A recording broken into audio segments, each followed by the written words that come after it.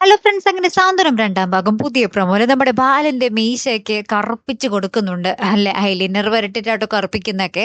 ഈ ഐലിനർ എവിടെന്ന് വന്നു എന്നുള്ളതാണ് അടുത്ത ചോദ്യം അല്ലെ പ്രേക്ഷകർ. എന്തായാലും മുഖത്തും മീശയിലും മുടിയിലും മൊത്തത്തിൽ കറുപ്പാക്കിയിട്ടുണ്ട്.